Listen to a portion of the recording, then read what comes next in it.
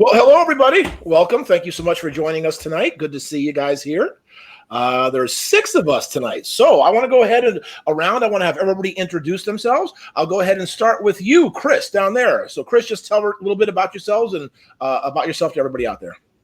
Hi, I'm Chris from the Meeple Overboard podcast YouTube channel. So my wife and Wendy and I host that together.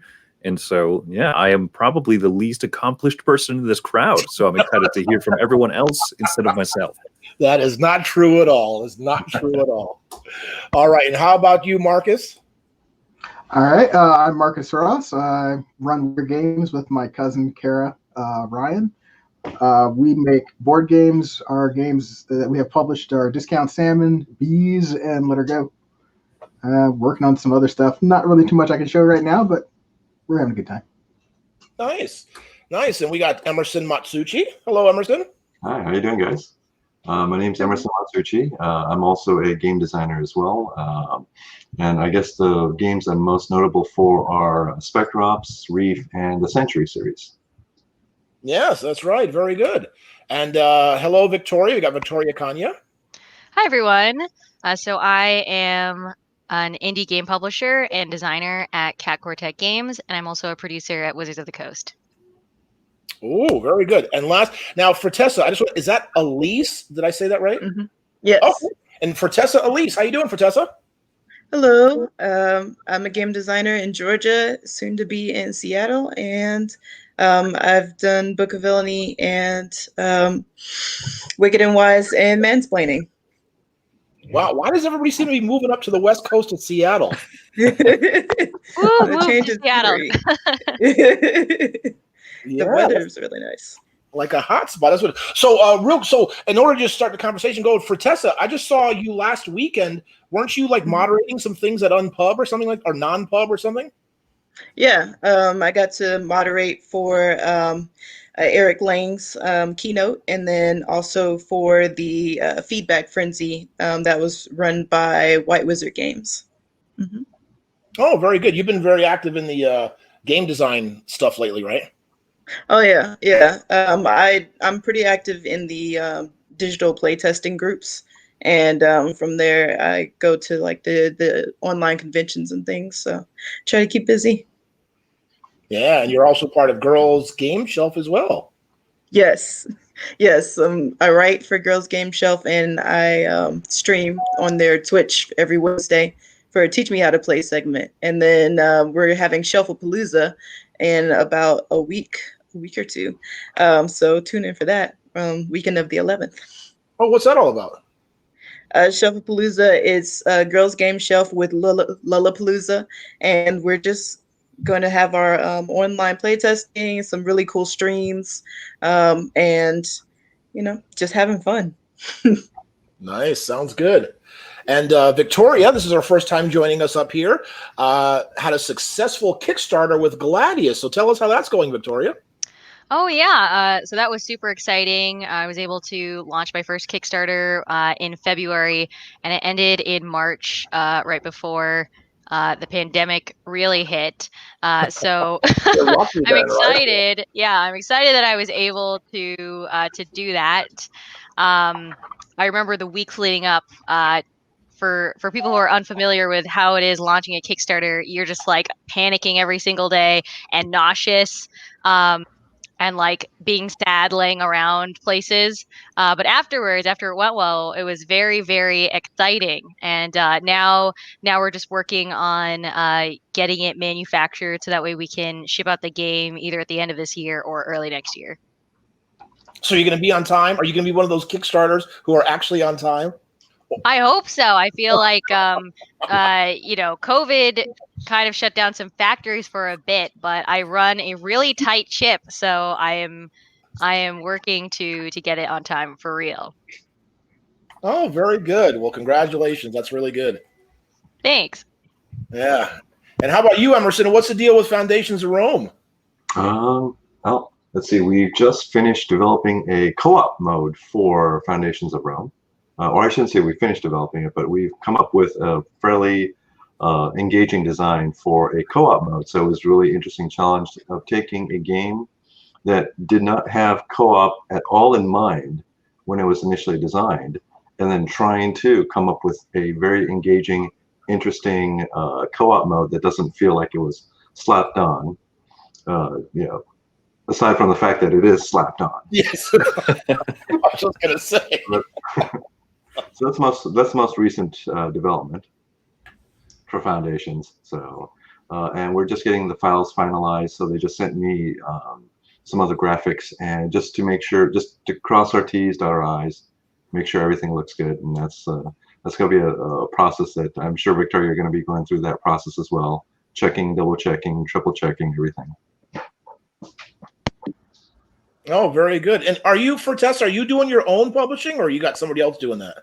Oh, no. I've reached out to publishers and then let them do the business side of that for me.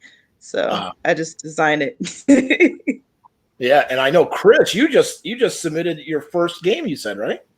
I did, yeah. So who knows what'll happen from there. But I finally made the brave enough step. I was up till 4 a.m. on Tuesday night, and I just said, it's ready. This is probably the worst time to decide that it's ready, but you know what?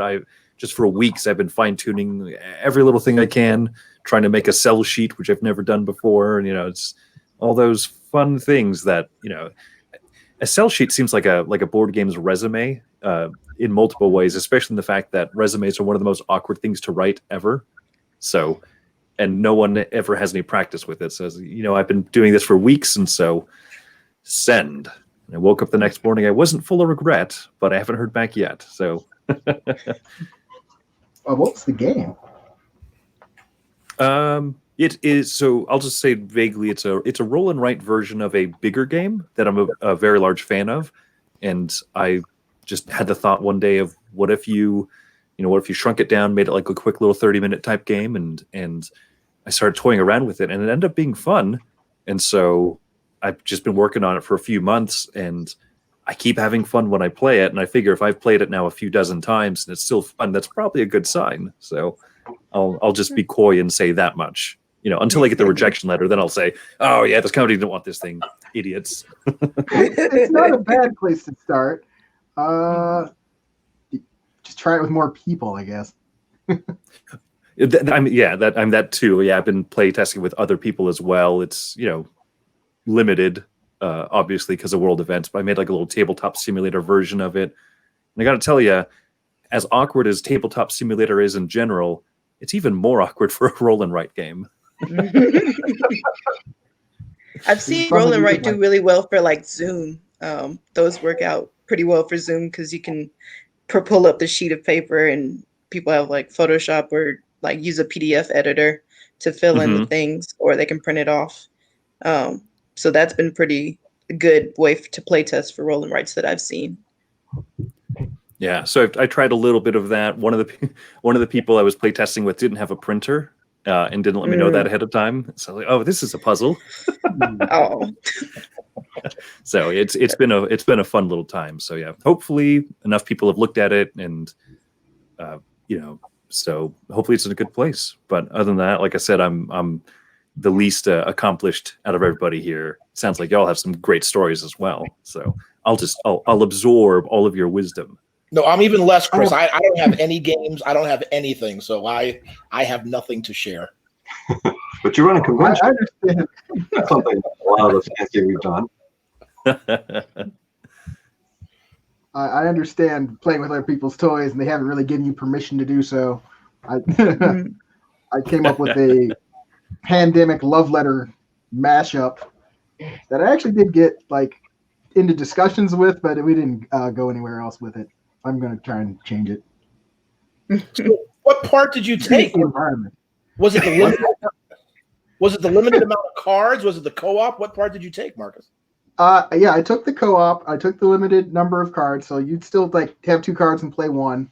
But like the cards, I translated the roles from love letter to pandemic roles. So like the quarantine specialist was the 4 instead of the handmaiden, stuff like that. There was a lot. So each player had a card that was collecting virus, and you could overflow an outbreak and pass to your neighbors. But like on your turn, you grab cubes to put them on the cards. It was working. The ideas are there, but it's not quite right. But maybe one day I can turn into a real thing. You never know, That right? sounds fascinating. Mhm. It does sound interesting. I've got a workable prototype around here somewhere, but it is definitely a prototype. It's not ready to go. Start the Kickstarter page, right? That's what I've learned so far from Victoria. Oh Right? God, no! Don't do that. So Victoria, what do you do at Wizards then?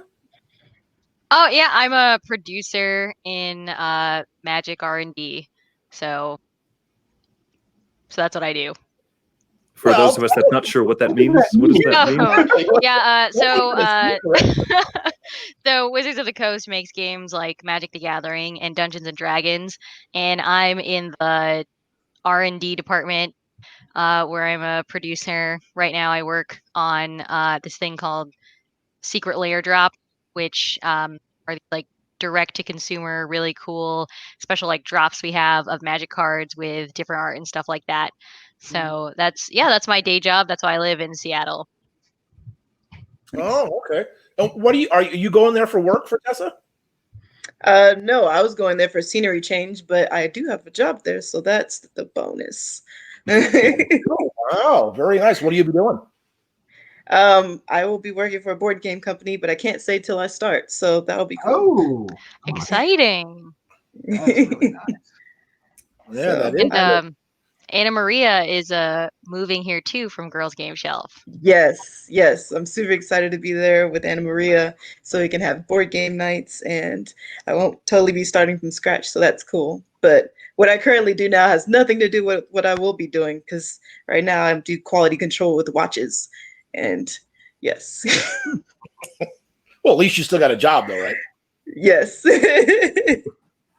No, it's fun. It's fun. It just, Are these analog watches? huh? Are these analog watches? Digital watches? What kind of watches? Oh no, yeah, these are manual watches like Rolexes and Breitlings and Nomoses and things like that. And I have to do like quality control to make sure that they're legitimate and all that, and shoot them down the pipeline to the watchmakers. I've never heard of this job. Yes, I never heard of it until I got it. It's it's just like that. Didn't go to school for that, huh, Fertessa? Nope. You just have to have a good eye for detail. Were you interested in watches before you got the job? Nope. But now I know Are a you- whole bunch. But are you interested in watches now, or do you just know a bunch? I now own a watch, so that counts. But Where are you on the horological scale of, like, I have a wind-up box next to my desk, or no. I was pretty much as far away from the horological scale as possible, but I'm actually a super into quality control in any sort of form. So anything that requires me to use attention to detail, and they tell me this is how it should be versus this is what I have and it's crap, I get to write down all the details and here you go. And I do the same thing with board games playtesting. This is what it should be. This is what that is right now. So I just managed to find that with watches. Yeah, but when it comes to like quality control and stuff, Victoria, you did literally everything with you and your sister Val, right? Did you guys do everything? Yeah, it was me, my sister, and then also my partner Alex. Okay. So we didn't know how to do anything at all in the beginning. We were just like, we want to be game designers, and we went to a convention and we met this video game designer. And we're like, what should we do? And he said, just try to make games with cards, and then after that, it'll all come together.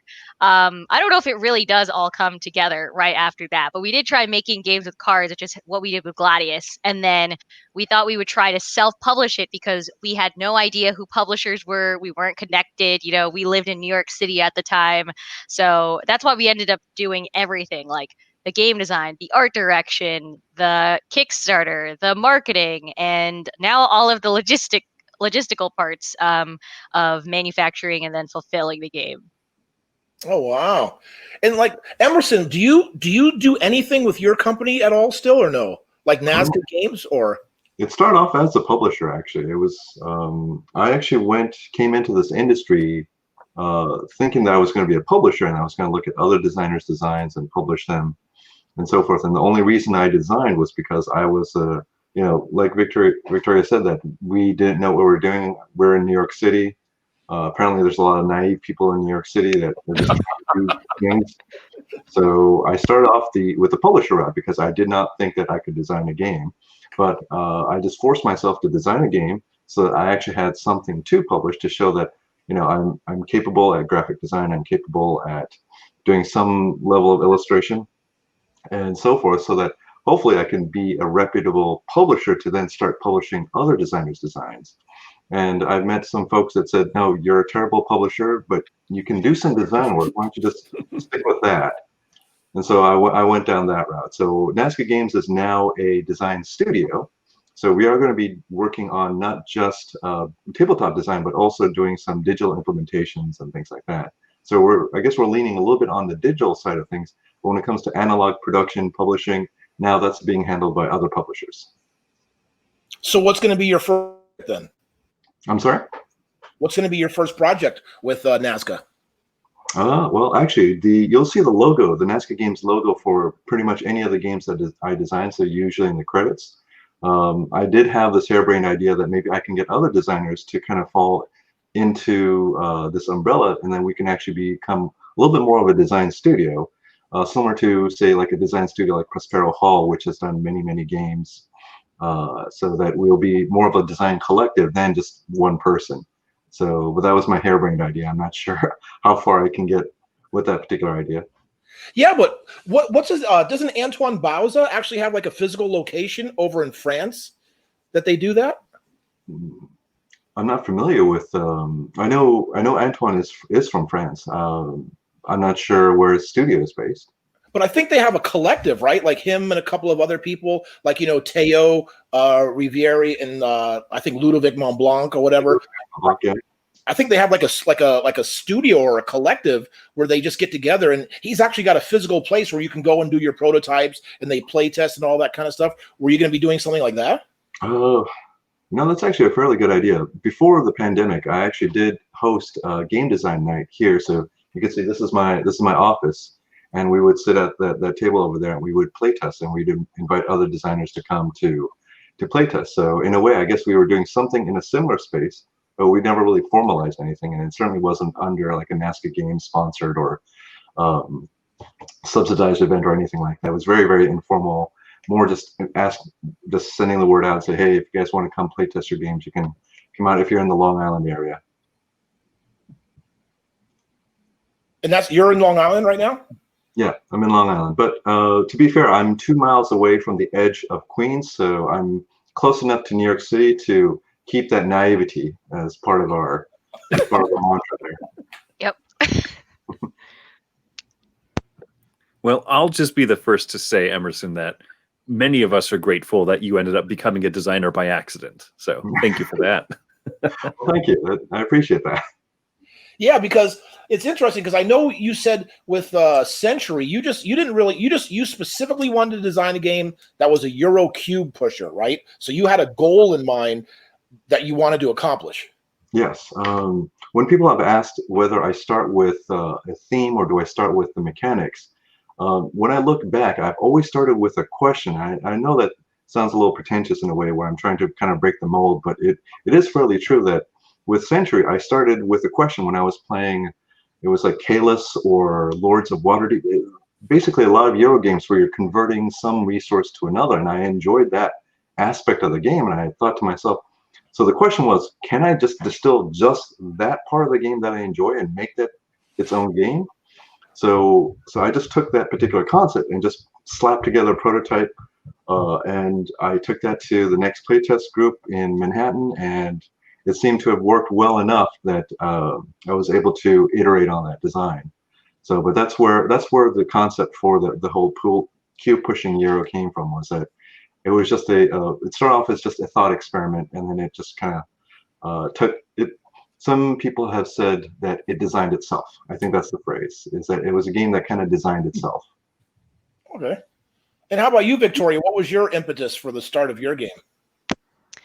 So my design partner and I, we both really like card-based games, and we also really like history, especially Roman history. And the parts of board games that we especially like are the social elements of board games. So we prefer ones where the game can change based off of people that you're playing with, the decisions that they are making, and hidden information. So that's why we try to make Gladius. And you obviously were successful because you've won a couple of awards and stuff at like some unpub things, right? Yeah, and it's funny because I think initially the game was not good. In fact, when we launched on Kickstarter, there's Gil Hova. He's a game designer. He also runs Formal Ferret Games. His tweet was so funny because it said something like, "I met Victoria and Alex, and they're a long time ago, and Gladius is finally out, and they play tested that game so many times because we really had to play test it like thousands of times in order to learn a lot about game design and figure out how to iterate and make changes so that way we can actually make an elegant system. Because in the beginning, so in Gladius, you play as spectators who are betting on and rigging the gladiatorial games. And so the fun part of the game is seeing gladiators, placing secret bets on them, and then playing cards to try to get your team to win, and then try to get other people to lose. But we had a betting system in it that was like super, super clunky. And I think like initially people were just, they were tolerating it because the playing cards part was fun. But throughout like the years, we were able to find a new betting system. And then after we did that, I think that helped us get a lot of indie awards and then eventually get into the PAX South Indie Tabletop Showcase. Yeah, and that's what a lot of people don't realize, because I know, Marcus, Emerson, Fertessa, Chris, everybody can attest that it's just not you're not an overnight success, right? There's a long time you guys got to go through stuff. Yeah, I think it's like with writing a book, like most of the time when you're trying to write a book or a story or write anything good, most of the time the first draft is really, really awful. Maybe you'll see some glimmers of hope, and that will lead you to try to pursue, continue writing that book. But it's really in the editing and revising that the book comes together. And I think that board game design is something that is similar. The more times that you play test with people, the more things that you learn, and you're able to really refine the experience. So that way you're able to achieve the design objectives that you either set forth in the beginning or that you find along the way. Yeah, I guess. And like for Tessa, with your stuff, did you ever? How long was it? Or for anybody, I'm just wondering, because I haven't written a game or designed a game. But do you ever get one that's like after the first one or two play tests, for some reason you've just like got lightning in a bottle, it just works? Probably for me, my second game, because the first time that I play tested it, I forgot that I should actually write down rules, and I had like self play tested it with just myself, and I was just like, that seems enough. That seems good enough to get 4 other people, because it's a 4-player game, trick taking game, and I need exactly 4 people. And while I can play up to 3 players, 4 is where I draw the line. So I reached out, and I got another designer, Carla, to help me out, and I was able to go visit her and play the very first play test with her, and I totally blanked on that, on the rules. And after like we stumbled through that, they managed to kind of see that it wasn't entirely trash, and they pointed out how it can actually kind of work. And like after that one, I suddenly had like a pretty good core to the game, and it came together pretty fast, I think, in comparison to the first game, which took like 2 years. Oh, nice. How about for you, Marcus? Yeah, Bees is a real-time dice game, and when you play it, it takes under 10 minutes, and it took a year worth of work to get that game done. Just from initial idea to this is close enough to the final shipping version that I'd consider the game done. It's it's a bit like being a working magician, where you devote more time to it than anyone would think reasonable to get the output that you got. But when you do it and you do it right, it's kind of slick, and people, it works, and people are happy. That's what you really want out of your game. And did you, Emerson, have anything like quick, or were all yours like a long time as well? Yeah, most of my designs have taken quite a while. I would say probably the shortest in terms of first prototype to getting it picked up by the publisher is about 6 months.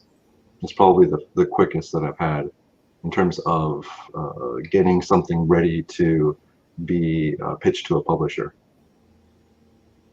Wow. Because have any of you guys played a Tekkenu yet? Or by David Terzi and Daniel Tassini, I think it is. I don't think so. Haven't gotten to know. Oh, Pandemic, man. yes, with the obelisk. Yeah. So I haven't had a chance to play that one, but it's on my list of games that I gotta check out. Yeah, I think anything that's from David Turksey, I gotta check out. Oh yeah, because he did Anachrony and Tassini did Tolkien and Teotihuacan. But the reason I'm bringing that up is because I read an article. I think it was in like one of those game magazines. He said that him and Tassini finished that game in 10 days. Nice. That's pretty amazing. I mean, I don't know. I mean, I played it last night, and after 2 hours, I don't even know what I was doing. I can't even imagine in 10 days you designed that game. That's pretty incredible. Yeah. I hear code names came together very, very quickly as well, but that's just not fair.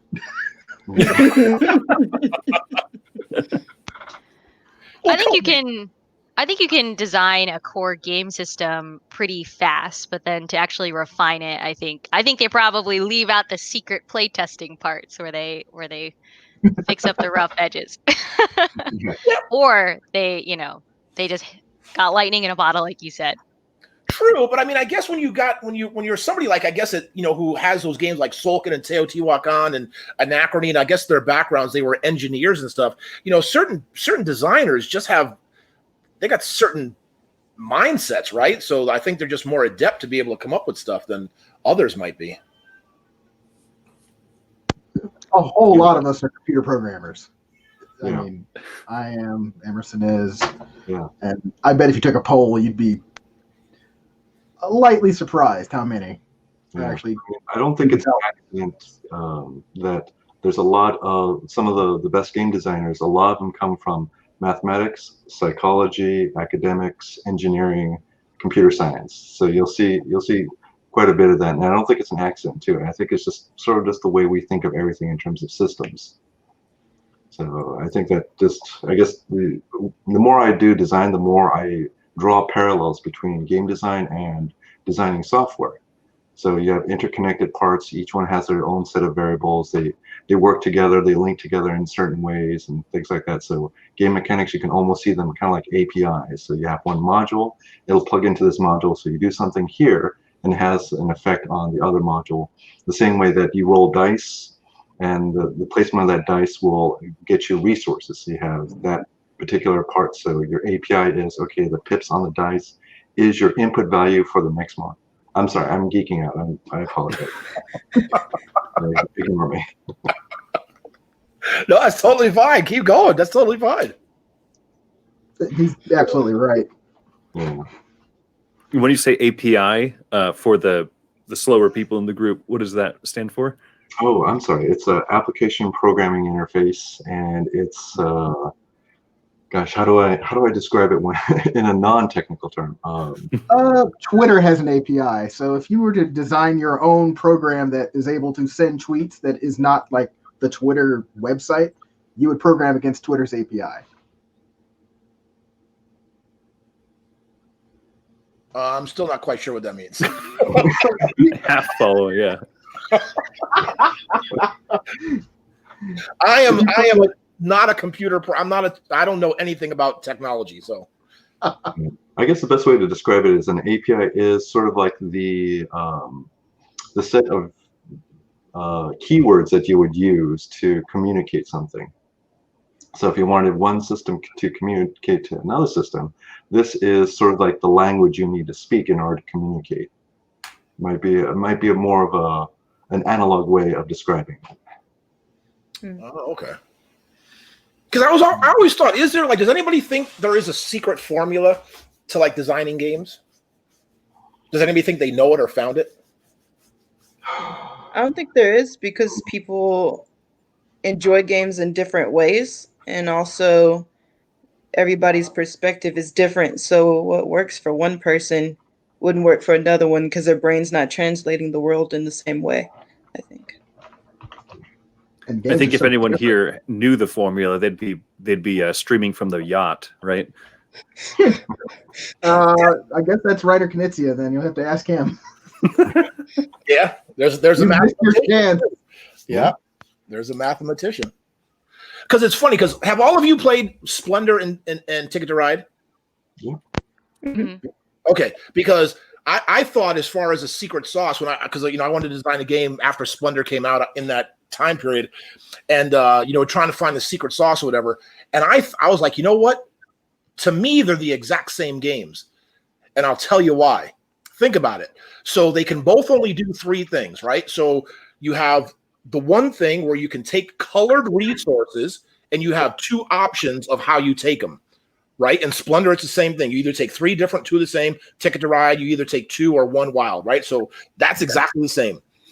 Second, the reason you're taking those resources once you have them is to spend them to go ahead and do something with them, right? So that's the second thing. And then the third thing is you get to do something that nobody else can do. Like in Splendor, you take a card and reserve it that nobody else can do. It's just for you. And in Ticket to Ride, you take another route and you get it, and it's just for you. So I was like, those two are the exact same games. They both use the exact same three things. Do you guys agree, or am I like way off base? I mean, I think that's true, but I guess that would be maybe the secret sauce to streamline a game, but not necessarily make it successful. Because I've seen games that still utilize those things, but it didn't quite hit. But it does make it easier to learn, easier to play, which is great for like a gateway game. Yeah. I think you're onto something, Tim, in that I was going to say there are some nuances between this, so there's a little bit more differences. But I think you've done what game designers do. We actually abstracted all those different elements, so we see past the colored cards, we see past the gems and things like that. And what we start to do is we take all the resources. We start to. I mean, I'm sure Marcus, you probably do the same thing. You take a look at all the variables. You start to enumerate. Well, what are all the possible resources? What are the mechanisms in terms to gain them? What is the ratio of spending those resources to the points? Where are the points of conflict between the players that they can start to compete against each other in a confined arena? So in the case of Splendor and Ticket to Ride, it's the board collecting the routes or collecting the cards. And Tim, I think you're on the right track in terms of trying to figure out, well, what is it that makes these games tick, that people enjoy. And I think both of them, they have like the same components, but they achieve that psychological satisfaction in slightly different ways. But I do think that you are onto something, though. Yeah, that's exactly what Fertessa was saying about how everything appeals to different people, right? Everybody has their own sensibility to what appeals to them. Yeah. I have a question for Emerson. Was it refreshing to hear somebody compare Splendor to a game that wasn't Spice Road?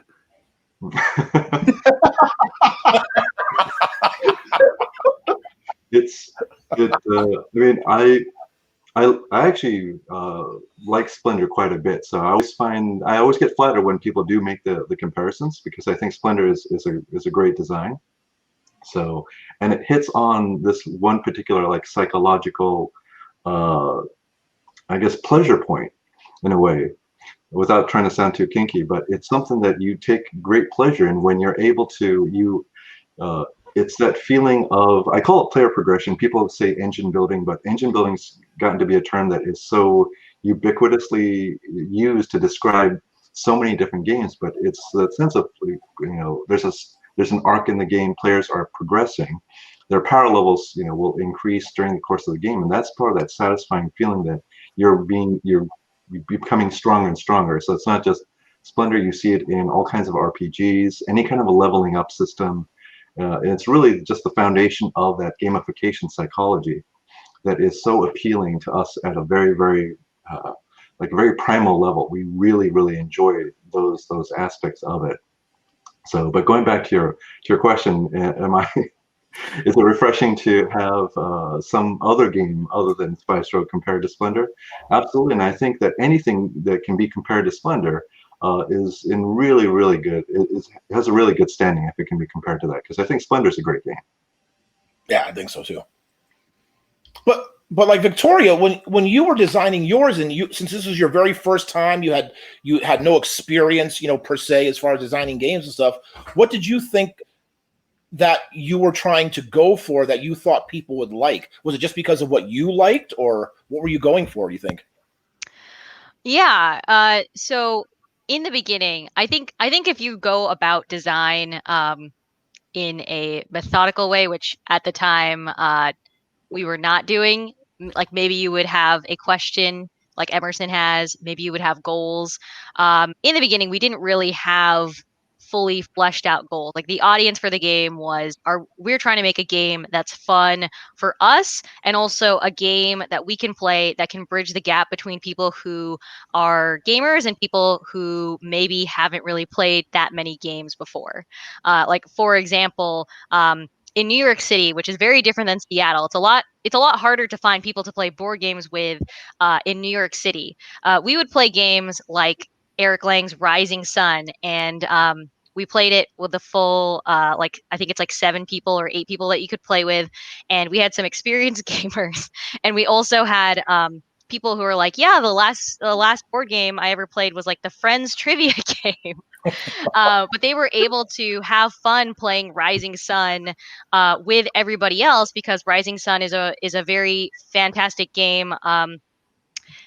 Everybody takes the same, or the way the turns go, everybody kind of has like the option to choose the same actions, so it makes it easy for everyone to follow, right? It's like you look at 2 of the tablets, you pick one, and then everybody gets the same action unless you have like the tea ceremony synergy with somebody else, and so that makes it very simple.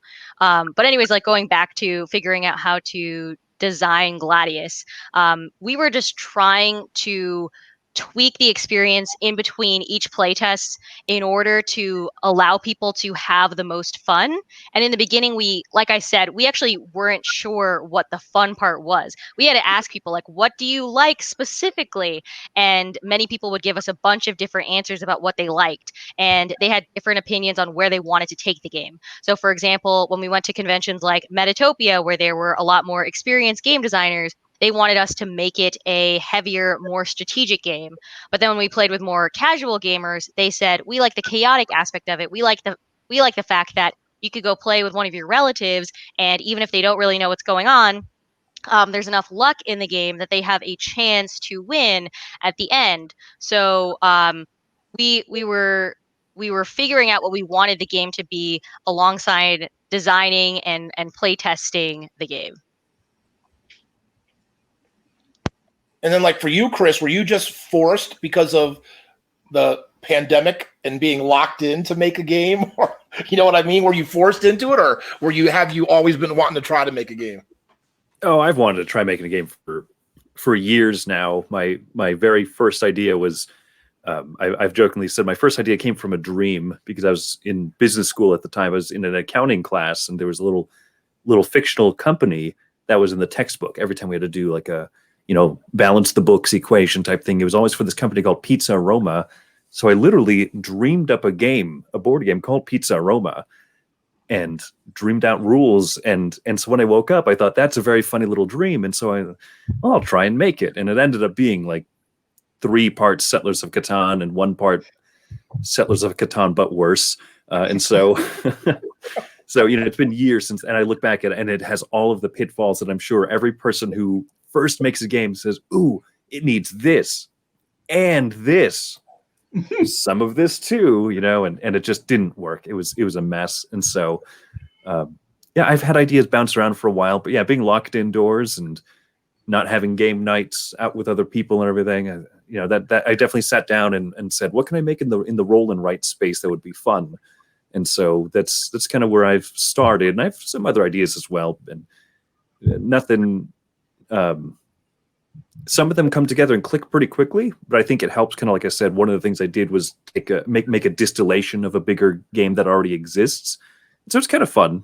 Sometimes those are good exercises to tinker with something that already exists, and then now I can see how, in the words of Emerson, how an API can synthesize into a foundational dopamine psychological rush of some other words. Marcus, help me out here. Give me some programming words. I'm trying to help you out. You're just talking about inputs and outputs and there you go, yeah. the system in between time. But yeah, I think it's been fun to do some of those exercises and see how things work and click together, and then kind of just grow from there. So, yeah, if not for this, I wouldn't have had the time. Certainly not to actually make some of the stuff that I have. Oh, that's right, because you're still on pretty much heavy lockdown, aren't you? Right, you and your wife and your daughter.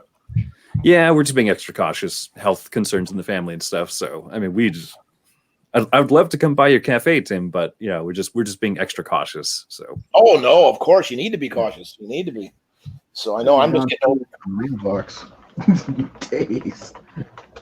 What's that, Mark? So I haven't gone past my mailbox in like 4 days. Oh really? It's so bad. Yeah, it's tough. So Chris, did you start with the big board game in mind when you designed your roll and write, or did you start with the roll and write idea and thought you got some inspiration from the larger game?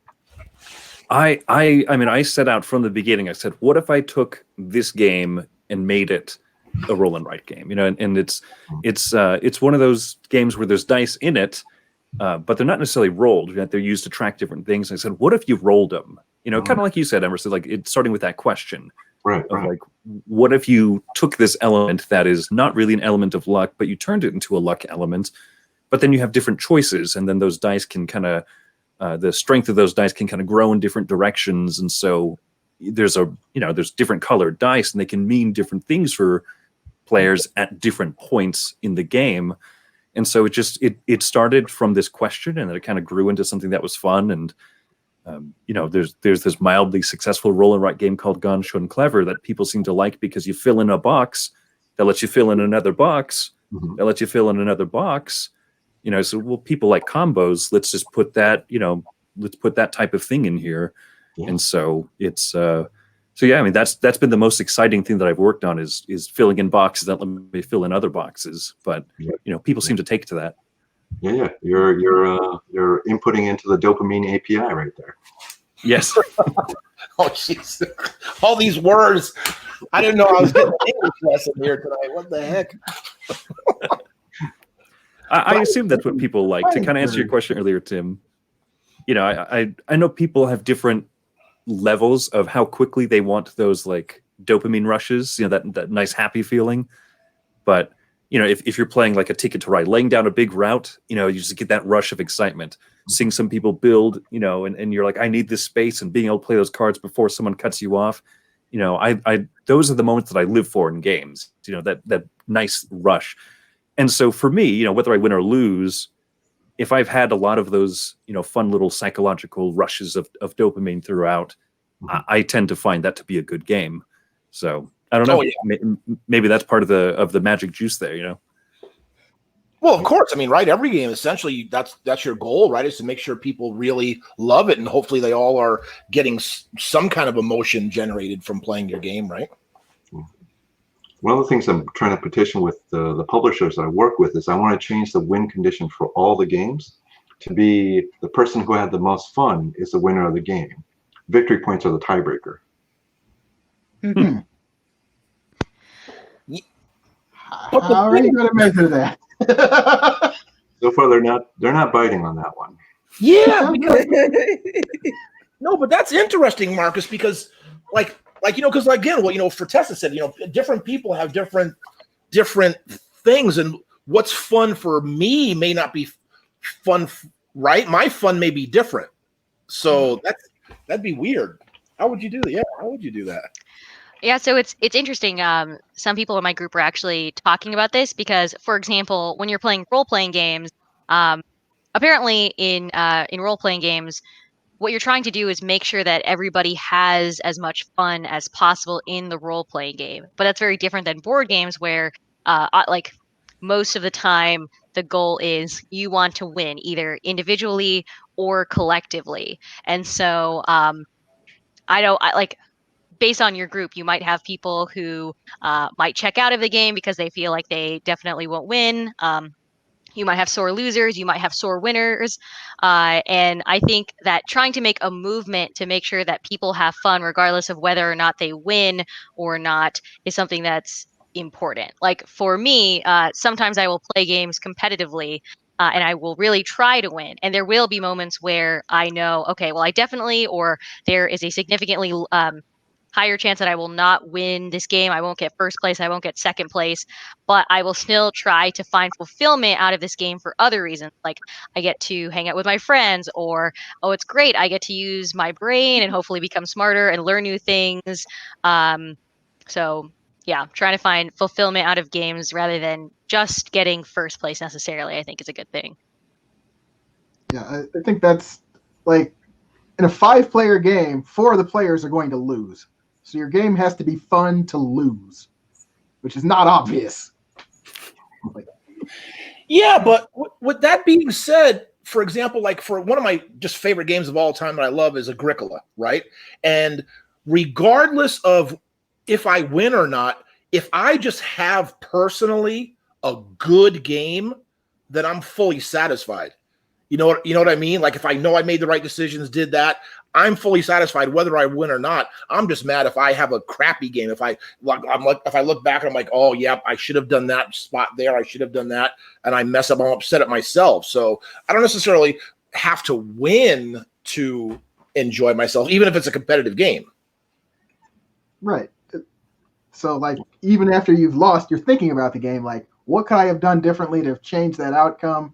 Or did you looking at who did win and you can identify what they did that was a superior strategy that you can try next time? That's the kind of thing where you know you've got a good game on your hands, so people are still thinking about it later.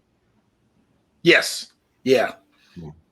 Absolutely. And that's one of my things with roll and writes. Like you said, when you're looking at other people and see what they did, roll and writes, it's kind of hard because like Ganshan Clever, like Chris mentioned, everybody's sort of doing their own thing. You can't really watch what people are doing, right? So it's a little tough with those. Well, the competition is. I think Welcome To is a nice, different one. What'd you say, Fertessa? I just said I think that Welcome To was a different. I don't have too many roller rides that I've played, though I enjoy them. But Welcome To was different because that one felt a lot more interactive from the other roller rides I had played, and I feel like it was because there was a bit of card drafting, or there were some actions that you drafted. That once you took it, someone else couldn't take it. Granted, I've only played it once, but point being, I feel like Welcome To was more interactive. So I think that if Roll and Write was fused with other game mechanics, it can definitely incorporate that. Yeah, and Welcome To it's one of my favorite of this genre of games, and it's got the communal goals that whoever is the first to achieve them is going to get those points. So there's adds that level of tension that you're now competing with everyone else for those specific goals. So that's an interesting interaction with the other players. That a lot of roll and writes by nature, a lot of them are solitary. Yeah, I think so too. They are. I just want to ask you guys something real quick because I'm not a big like pop culture fan, but I just want to ask, like, kind of changing the subject a little bit. How was everybody affected by the death of Chadwick Boseman? It was very sudden. Pretty hard. Yeah, he's the same age as my wife, so it was very sobering news to hear. Yeah, it didn't seem real. I saw people tweeting about it and I'm like, why are they tweeting about him? Why does everyone seem so sad? And then when I saw that he died, I was like, is it COVID? What, or is it something else? And when I found out it was something else, it's upsetting because it's already a bad year. It's like, okay, there's COVID, all these other people died, Kobe died, you know, we don't need this. So it's very sad. Is bad the best word you can come up with for this year, Victoria? Yeah, it I'm sure there are more more words, but Yeah. I'm shutting down. I'm trying to live at my house and not engage with reality. It's hard because I was really, it just reading the news, I thought that's, I'm not usually shaken, I don't think, by celebrities are humans, they live and they die and everything. But I know that in just the few years since Black Panther came out, and, this is an actor who played Black Panther, which was hugely symbolic for so many people. Like, as much as I loved the movie and I thought this is great, I know that there's so many people that it meant even more to. This is the actor who played Jackie Robinson. And so I just, it was one of those things where I felt a little bit more shaken because I knew that for so many other people, this meant more than just an actor, some celebrity, kick the bucket. It's kind of like Victoria said, it's an unfortunate kick for a lot of people while they're already down. And so it just, that's one of those hard things that I don't know. I feel so much worse for any like young. There's so many stories of these like young Black Marvel fans who, saw it and they held little like action figure funerals for Black Panther. And I think, well, I'm not usually one to cry, but I'm going to go in the corner and cry for a while now. I mean, I've seen every Marvel movie at least twice, so like there was that aspect to it. But like every time you saw that guy in an interview, you just thought that's a solid dude. He cares about his community. He's giving back. He knows that he's living a privileged, lucky life, and he's taking it seriously. And yeah, everything about the way he approached even the Black Panther role, which is like a comic book sort of thing, you think, you can't really do much meaningful with this. He approached it in a way that gave it meaning. And it just, I was gutted. I did just, aside from the fact he kept his cancer diagnosis secret and was dealing with that on his own, just like trying to imagine a Marvel schedule and like the workouts you'd have to do. And if you were doing cancer treatment and then like all the interviews, I'm just like, I can't believe he was willing to give that much and was up to it, could even do it.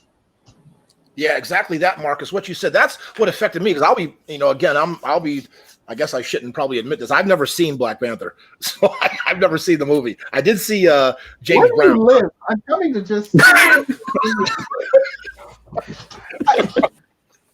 Yeah, I'm sorry. I don't, But, well, yeah, exactly what you said, Marcus. That's what affected me. Like, I don't really know much about him or whatever, but I know he's an actor. I know he's very successful, and actors are usually have big egos, all about them, very pretentious, all that kind of stuff. But yes, to maintain dignity and to not like make, let people know about it and keep it inner. That's just what affected me. Like I said, I don't know him or anything, but like how somebody so famous as he would not publicize that and just like be at the top, literally at the top of the world 1 second and then literally dead the next. So that sort of really impacted me. It's not even to publicize it because those people have people crawling all over their lives trying to get any sort of information. To keep it secret is an effort. It would be an act of serious control. You'd have to intentionally keep that secret and work to keep it secret. And it's phenomenal. I can't imagine how much that had to be a burden.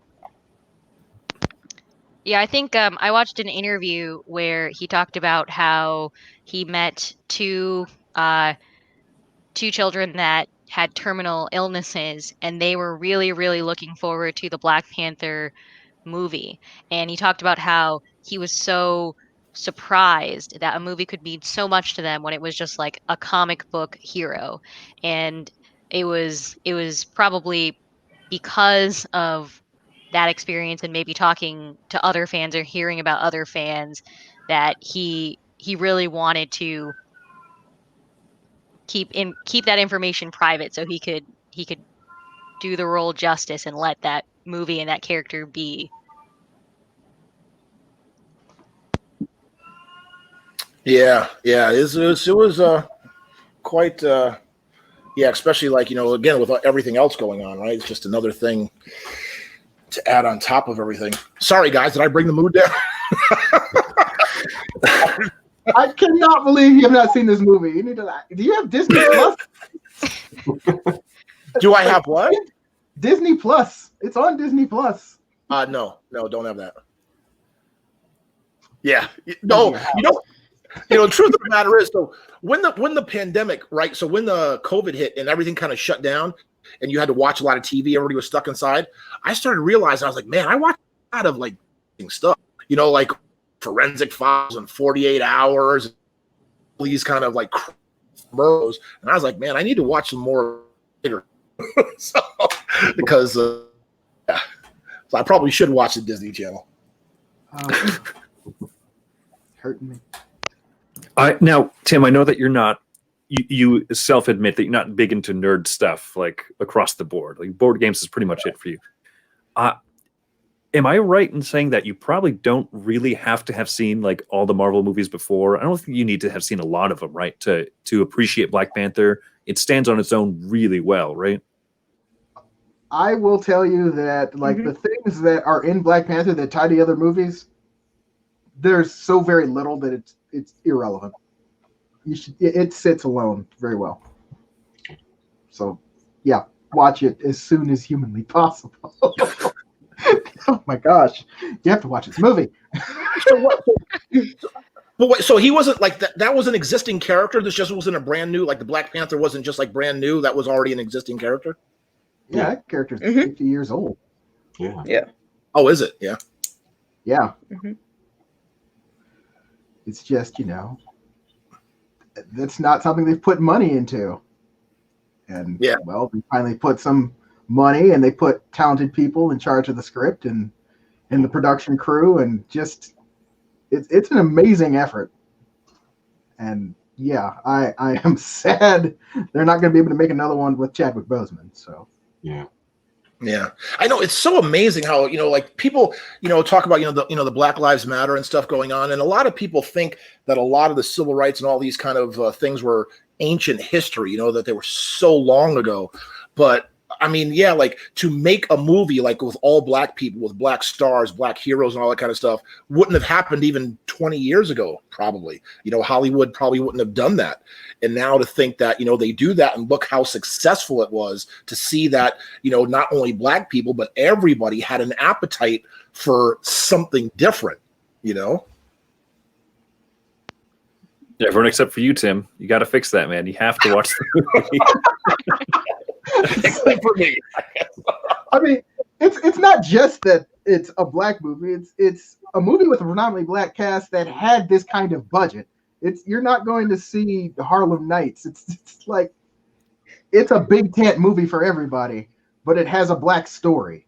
So it really, you have to watch this movie. I can't explain it to you. No, Marcus, I'm not saying it was a black movie. I'm just saying, like, and like I said, when I look back at like Bruce Lee, right? So Bruce Lee actually was the one who pitched the TV series Kung Fu, but the studios were like, didn't think America could handle an Asian man as a lead on TV. You see what I'm saying? Like, that's why David Carradine got the part. Yeah. So that's what I mean. That's kind of what I'm saying. So like these Marvel movies, especially, they're all $100 million, $200 million budgets, and the lead is always, up until Black Panther, a white man.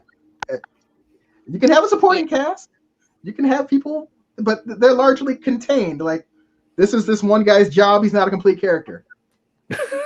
Like, yeah, it's true. Like I remember watching Shazam, which is another superhero movie. It's not Marvel, and I was really, I think like the main character who is the main superhero of the story, he had a best friend who was Asian, I think. And I was glad that he had a friend that was Asian, but at the same time, it made me sad because it made me feel like, oh, well, people of color can only ever be the friend of the superhero, the sidekick of the superhero, but we're rarely ever the superhero. And so when there are movies like Black Panther that come out, or Mulan, which is coming out, when where the main character is a person of color, it's really impactful, because most of the time in conversations related to media, they people always say that they have beliefs that white characters will perform better than characters of color. And I don't know what that's founded off of. They don't really have data ever when they say stuff like that. So it's important for these movies to come out and to show the rest of the industry, and like many other industries, like, hey, you don't just need to have white faces on all of your things in order for them to be successful. You can have many different types of people on them and have them be successful. And especially more than that, it's like not only are the characters of color the lead, there are also all these other characters that have completely written roles. Are not just one note. They're heroes, they're villains, they're everything in between. And the story doesn't. Yeah, I can't. I'm losing words now. No. And I'll tell you, because, for example, I don't know if you guys have seen the commercial for the movie David Copperfield, the advertisement for it. No. Is that the magician? No, David. The book that you had to read in like 8th grade or whatever. Like, oh geez, who wrote that? I don't know. What's that? I got to skip out on that one. Dickens, right? Was that one? Charles Dickens. I think so. Yeah. Anyway, there's an ad out, and again, it's back in England in the 1700s or 1600s or whatever it is like that. But the lead is a Asian Indian guy, and they have like black people, they have other Asian people in the movie. And looking at it, I was like, oh, that looks kind of cool, right? Because growing up, when you see all of the old, like, say, what do you call them, movies like from that period, they're all the characters look alike and they're all the same, right? So seeing a diversity like that, I was like, now it interested me where before it may not have. So it is good.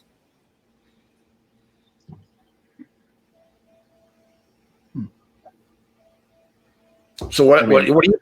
Oh, I'm sorry. Go ahead.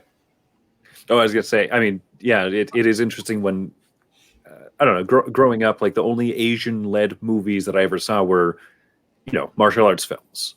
There was seldom so I'm Korean, and so there was seldom like an Asian character in a film that wasn't like the martial arts guy, or like kind of just the one like comedy guy in the backdrop that would say like weird things and eat with chopsticks during like the lunch scenes.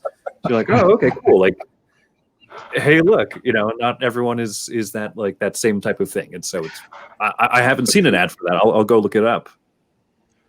Yeah, no, it's fantastic, and yeah, it's just different because, like you said, even like the movies, like look back, yeah. So no, it's just good. I mean, things are different. I don't know. Could talk about stuff like that forever. So, but it is good. So, what else you guys got going on? Has anyone tried an audio escape room before? No. I listened to a podcast that did one. So it's like just all audio, no video or anything to it.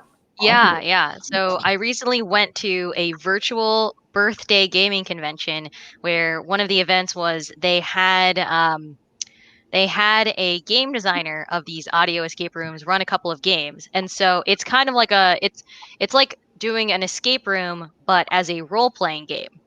So somebody describes to you, hey, you've arrived in a room. This is what the room looks like. This is, more information, more descriptors that are significant.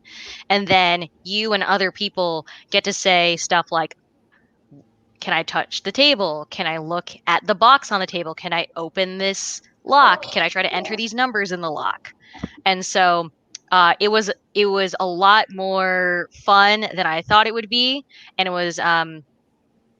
was very interesting. It was never something that I had thought of because, with escape rooms, for those of you who have done them, most of the time, or I guess all of the time, you have to build a physical place for people to do escape rooms. But in the 2 escape rooms that we did, one of them involved time travel, and the other one was like a meta escape room that involved like many, many, many places. So by making it an audio escape room, it allowed them to do things that you couldn't do if you had to use the physical medium to do an escape room.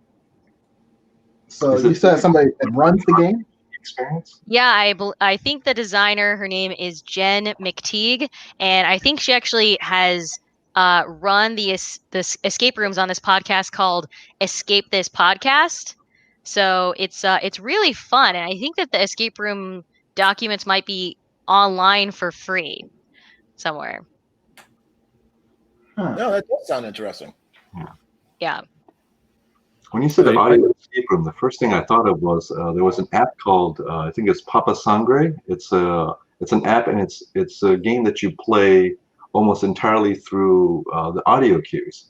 So you're almost like you're blind and you can only hear things. You can hear footsteps, you can hear noises kind of getting closer and farther, and things like that. So that was like the first thought that I had, or the first way I kind of visualized what you were kind of like describing. That's pretty cool. Yeah.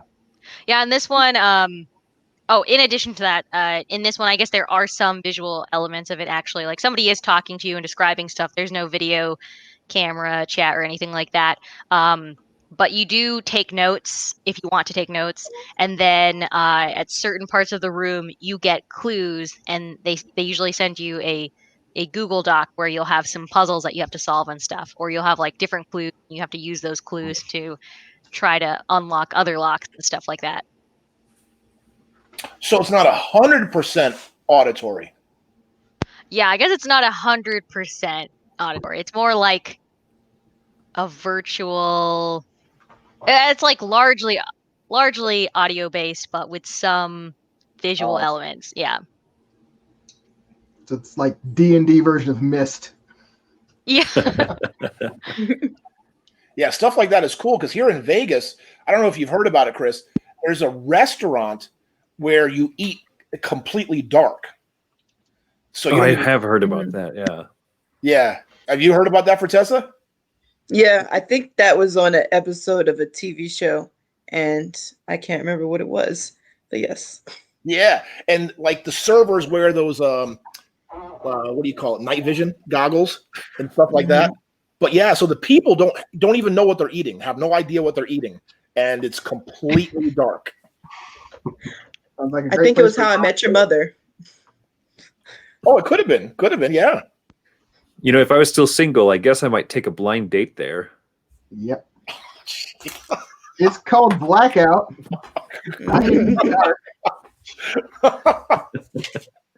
Oh, Chris with the dad jokes. Here he comes in from left field.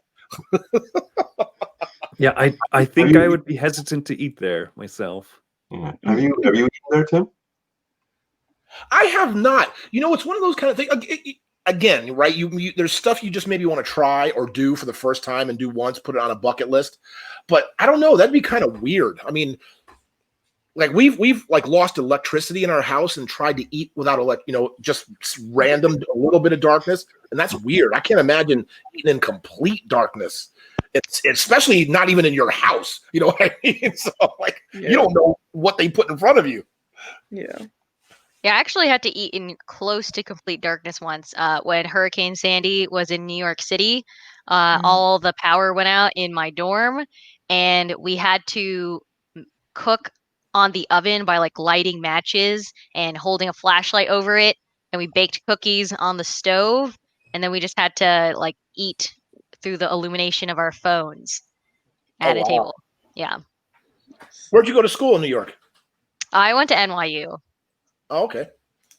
Were you going to the game center in NYU? Oh no, I was in like a different program, but yeah, now looking back at it, I'm like, shoot, I should have been in the games program. But I mean, that in seems the good for you. yeah, I was in one of the game design classes for a day with Cole Sprouse, if anyone knows him. He's from Aw. Sweet Life of Zach and Cody and now like Riverdale and stuff. But then I had to drop out of that class because NYU has a campus in Washington Square Park, and then there's like a separate campus in Brooklyn that used to be a different school, and that's where the game classes were, and it was just too far away because you would have to take a subway. It would take like 30 minutes or 40 minutes to get there. So I couldn't take that class. Yeah. So I was wondering if you ever went to any of the. I just interviewed him, Greg May from the Uncommons. Oh yeah, I love the Uncommons. I was there when it first opened, and what I love about the Uncommons is that it attracts a lot of people who are not initially into board games because they think it's a coffee shop. They're like, "Oh, is there coffee in here? What's going on?" And then they end up playing games. So yeah, I have met Greg, and I used to go to the Uncommons because that was the closest board game cafe to me.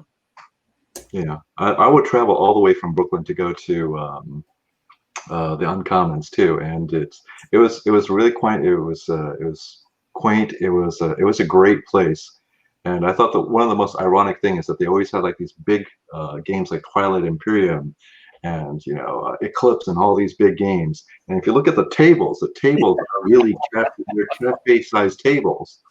Yet they're taunting you with all these games that you would love to play, but there's just no physical way for you to be able to play them.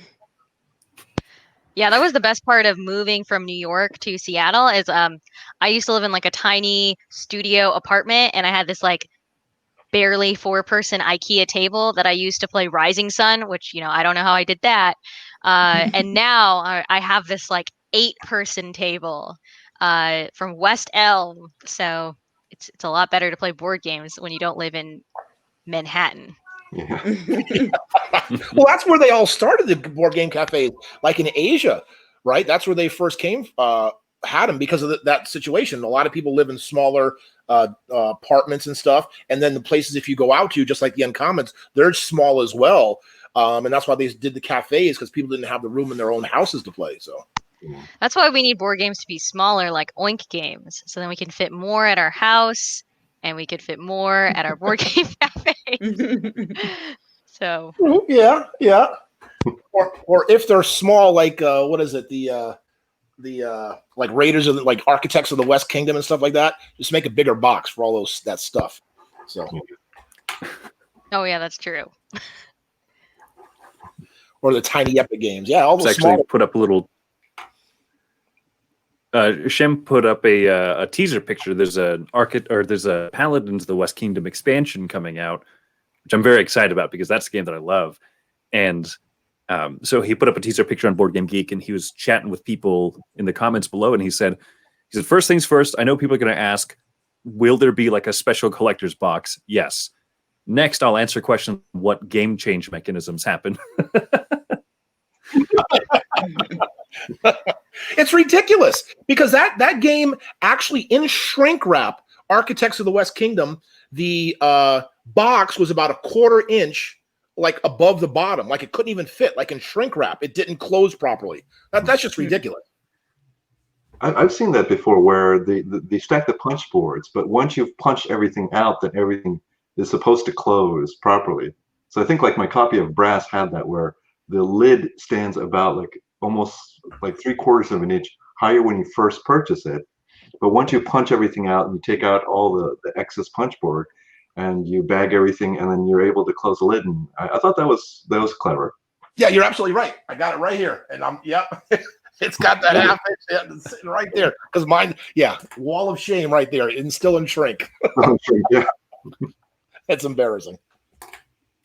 What's embarrassing is not watching Black Panther, according to Marcus. I know. So Marcus 2 homework assignments, Tim. 2 homework assignments. He's never going to talk to me again. You've stabbed me in my very heart. Sorry, I just don't. So, but I will. But well, thank you guys for coming out tonight. I really appreciate it. But I just want to make sure that before we go, that everybody can find you, and how to get in touch with you, find your games, your website, your Twitters, and all that kind of stuff. Your Twitters, listen to the old man talk. So Chris, why don't you go first? Let everybody know where they can get in touch with you and find you and all that. For sure. So I think most of us put up here on our actual usernames, like right below here. So on Twitter, I'm at MeepleOverboard. That's the social media that I'm most active on.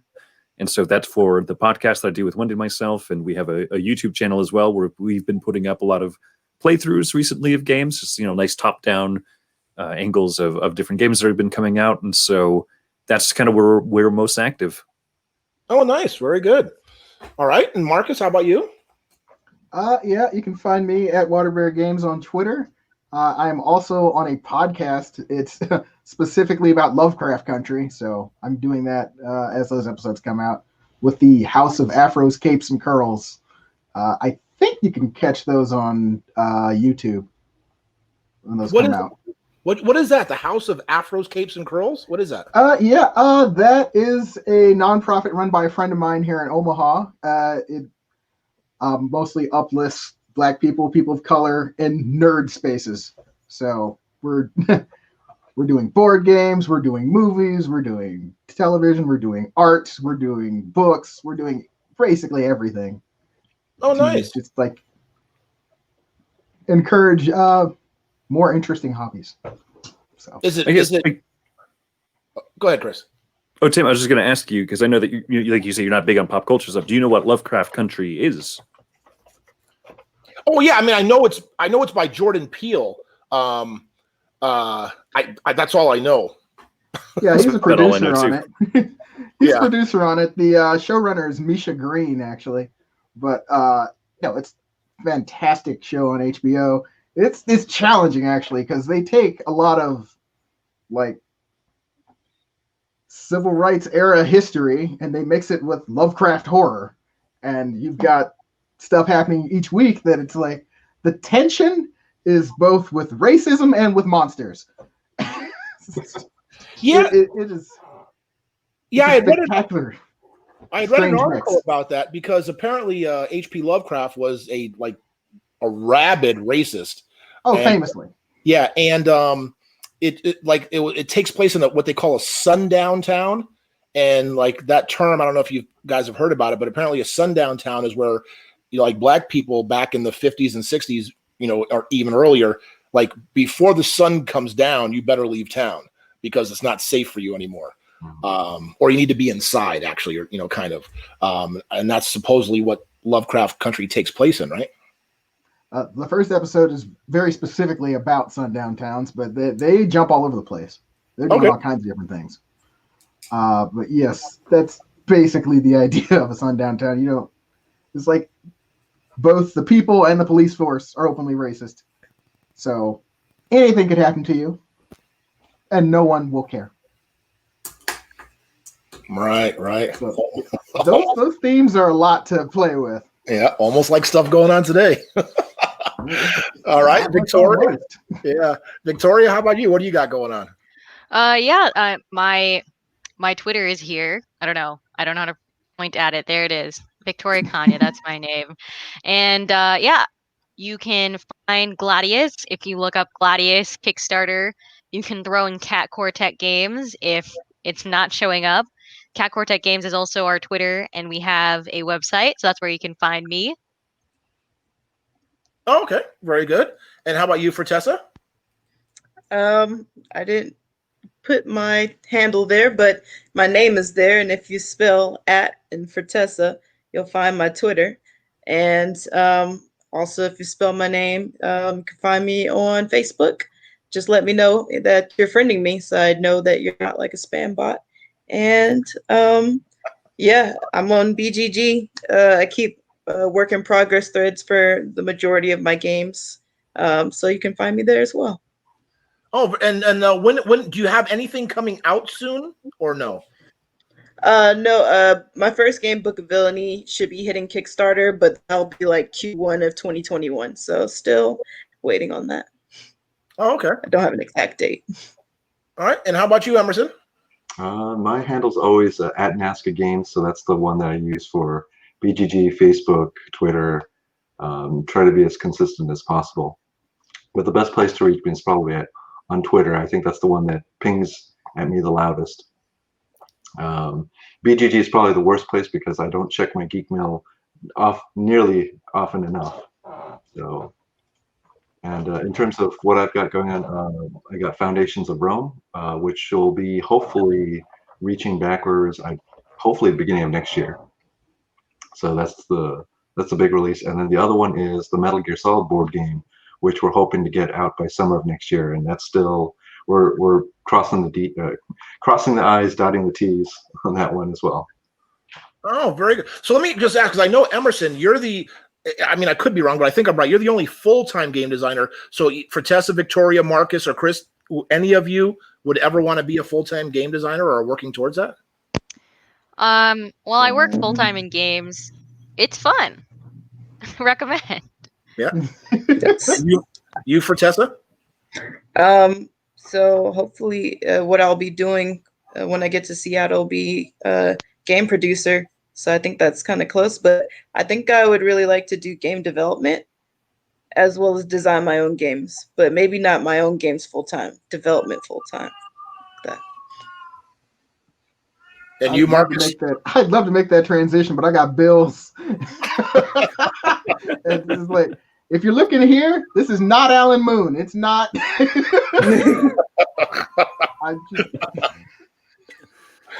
And how about you, Chris? If I could, if I felt I was smart enough, maybe. It's been an interesting learning process of how much you fail. So we'll see if I have the gumption for it, seeing how many times I stumble before I do anything, successful. Oh, well, I wish you all tremendous success, and hopefully you'll get your first game published. That'd be fantastic. Thank you. All right. Thank you very much, everybody, for joining us tonight. I really appreciate it. Best of luck to all of you, and hopefully we'll see you again soon. All right. Well, take care, everybody. Thanks. All right. Take care. Thanks.